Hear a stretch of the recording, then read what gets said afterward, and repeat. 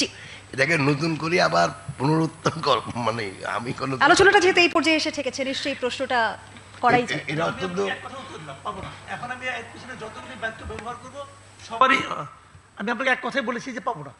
এখন এটাকে এস্টাবলিশ করার জন্য আমি যদি 20টা বাক্য ব্যবহার করি অর্থ একটাই, পাবো না। কারণ ভাই যারা আসলে জামাত বাংলাদেশের সবসময় 3-4 নম্বর দল, যেরকম নাকি আগের বার হইতো। আওয়ামী লীগ কি করেছে? জাতীয় পার্টিকে টাইনে আইনে প্রধান বিরোধী দল বানাইছে। হইতে পারছে? ওর তো এটা হওয়ার যোগ্যতাই নাই। তো এখন আপনি এই দলকে নিয়ে আইনে মানাবেন প্রধান বিরোধী দল, হবে নাকি? এটা হবে না, এটাই স্বাভাবিক। আমরা দেশে যারা প্রধান বিরোধী দল থাকবে তাদের রাখবেন আপনি দূরে দূরে। এই দল ক্ষমতায় যাবে তাদেরও লাভ হবে না, দেশেরও কোনো লাভ হবে না, এবং গণতান্ত্রিক যে পদ্ধতি আমরা গণতন্ত্র বলে যা বুঝি সেটার কোনো লাভ হবে না। আপনি যতই যুক্তি দেন, জার্মানি নিয়ে আসেন, সুইজারল্যান্ড নিয়ে আসেন, সব যুক্তি উদাহরণ নিয়ে আসেন ভাই, আমাদের দেশের বাস্তবতা হলো এই দেশের রাজনৈতিক দল হলো বেসিক্যালি দুইটা, আওয়ামী লীগ আর বিএনপি। শেখ হাসিনা খারাপ ছিল, আপনি আমাকে বলেন আওয়ামী লীগের খারাপ দল, আপনি নির্বাহী আদেশে তাকে নিষিদ্ধ করছেন। নির্বাহী আদেশ আপনি দিতেই পারেন, নির্বাহী আদেশটা কে সই করছে? আপনি কে ভাই? আপনার কি গ্রহণযোগ্যতা আছে আমাকে আপনি বলেন? আপনার কি অতীত, আপনার কি বর্তমান? ওই যে আপনার আমলনামা নিয়ে তো এক সচিব, সাবেক সচিব তো বসে আছে, সে তো বলতেছে 8টার নাম আছে, ওই 8টার মধ্যে তো আপনিও আছেন। প্রশ্নটা হলো এটা যদি আইনগতভাবে আদালতের মাধ্যমে হয়তো হোক।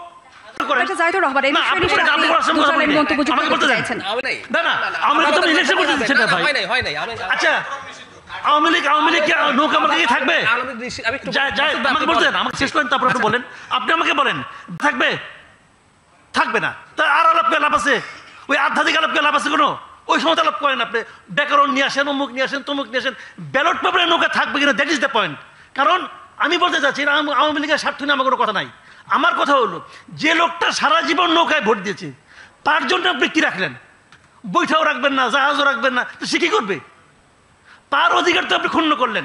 একটা রাষ্ট্র, একটা সরকার যখন এই ধরনের কাজ করে সেই কাজটাকে আর আপনি যত কিছু বলেন। আমি এটা একটা জবাব দিই, মানে আওয়ামী লীগ কি করবে? আওয়ামী লীগ যদি মনে করে তার জনসমর্থন আছে, পাকিস্তানের তেহরিক ইনসাফের দল নিষিদ্ধ করা হয়েছে, ষড়যন্ত্রমূলক ভাবে ওদের মার্কা নিষিদ্ধ করা হয়েছে, ওরা স্বতন্ত্র দাঁড়িয়ে মুসলিম লীগের চাইতে বেশি জিতেছে, ওরাই একক সর্বোচ্চ দল হয়েছিল। আওয়ামী লীগ যদি হ্যাডাম থাকে, তাদের যদি চোর ডাকাত বাটপার যেগুলো আছে তার বাইরে কেউ যদি নির্বাচনে দাঁড়ায়, স্বতন্ত্র করুক, আমরা দেখতে চাই তাদের কত বড় শক্তি আছে। তেহরিক দেখিয়েছে না, দেখিয়েছে, ওরা দেখাক, আমরা একটু দেখতে চাই। আব্দুল তুষার, অবশ্যই, কেন না? যার বিরুদ্ধে নির্বাচন, আপনি করতে দিবেন না এই জন্য যে আপনি চাইবেন না যে তারা স্বতন্ত্র দাঁড়াও।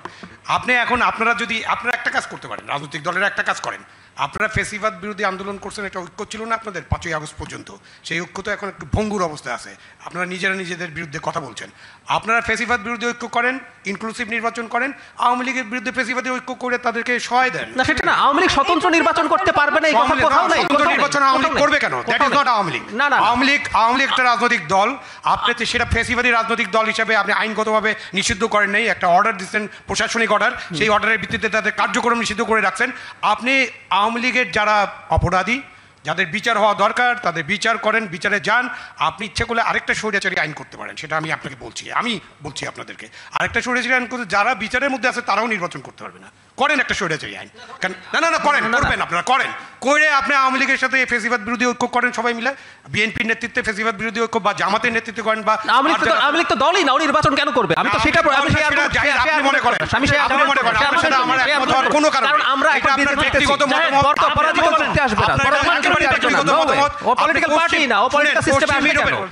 পশ্চিম ইউরোপের উদাহরণ দিয়ে কোনো লাভ নাই। কিরকম ভৌগোলিক সিচুয়েশনে আছে ওখানকার জিওপলিটিক্যাল সিচুয়েশনটা কি?